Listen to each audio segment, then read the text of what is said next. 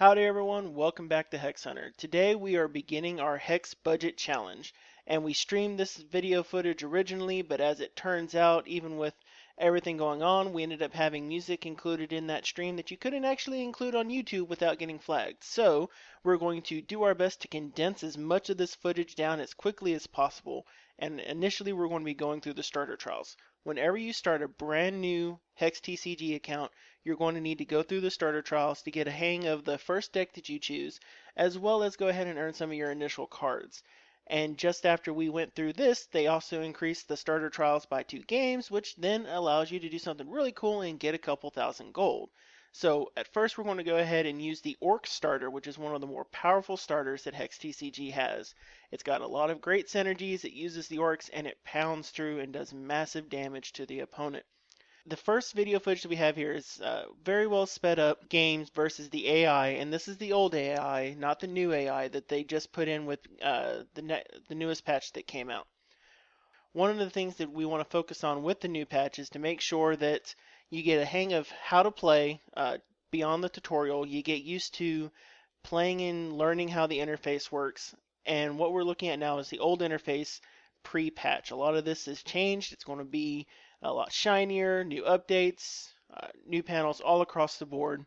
It is definitely a fun and entertaining experience going through. And with the new starter trials, you're going to have a lot shinier, a lot more sound effect equipped version with also the music and the light going on, and not just Mokog here doing a dance while the cards are shining back and forth. Now, one of the big keys for the Orc starter deck is it uses the synergy with the Orcs to be very aggressive. It is a form of what they like to call an aggro deck, where you're taking relatively cheaply costed creatures and you're throwing them into your opponent's face as quickly as you can.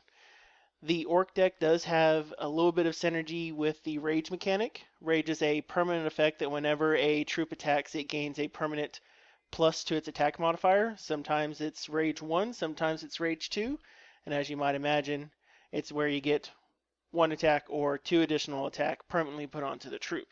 And after every single one of your successful wins on your starter trials, they give you additional packs, and you're notified of these cards within the in-game mail system. And you can go check those cards out in your card manager, update your deck if you desire, and after you're finished updating your deck and checking out everything that's in the mail, you can then take those cards, take your edited deck, and then go back and challenge.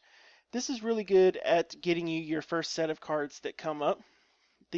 Every one of the cards that comes from the starter trials is actually a tailored card for that deck, and it starts with a couple single cards to get used to the experience, and then after those single cards you push through and do pretty significant damage to the opposing one, and then or towards the middle of your starter trial at this point, because it used to be the end, now it's the beginning, or towards the middle, you can get a tailored pack for your starter trial.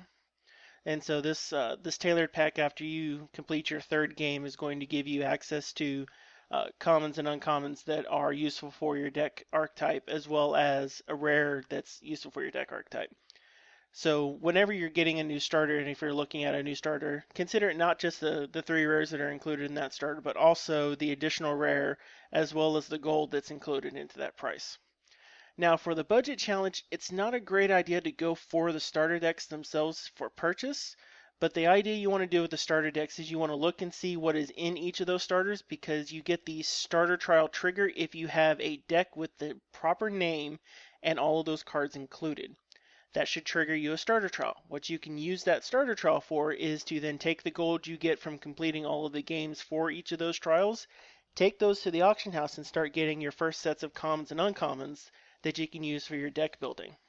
One, it doesn't cost you a cent to do this because you're going to take the gold from your final games in the starter trial and then put that towards getting all the cards necessary for your other decks that you want to build to complete out the starter trials. You may have to put in a couple dollars to purchase the rares necessary for the starters, but each one of them only has 3 rares. They only have a small selection of commons, and then you already start out with all the resources. So after you finish updating your deck, you can continue on with your trial. The AI does get progressively harder and more challenging along the way, so it's not just a smack the AI experience along the way. Now, every time that you do start with a new account, you don't have access to a lot of what the Kickstarter benefits end up being. Those benefits being like some sleeves and a few other perks like that, and you'll see a lot of people running around with those. But don't lose heart. Anytime you open a pack, there's always a chance of getting some of the alternate arts as well as some of the sleeves that come from the Well of Fate. So we're looking at the third game that you come through with the starter trial. The orcs have each one of well, every single starter has its own theme of who it goes against, and these line up a little bit with the storylines in the PvE. There's a reason why you fight the Venom to start off with the orc starter, and you learn a little bit more of uh, the tensions that exist between each of the races. It's not just going to be the good versus the bad guys. Neither side is entirely good, neither side is entirely evil. And that's one of the fun things about the lore that's there. The only thing that's probably positively evil might be the Venom and might be the Shin'hare, at least as they're currently described. The orcs, on the other hand, orcs are normally a terribly evil faction to work with, and on this time, they're the good guys. They are not entirely good because they're utilizing rage and blood mechanics and uh, things that are not necessarily the most wholesome values in the world, but they do make really good use of those. They are technically good guys in Hex, and we're going to learn an awful lot more about how they interact with the world as soon as we get our hands on a little bit more PvE. Until then, we're looking at the end of just slamming into the opponent.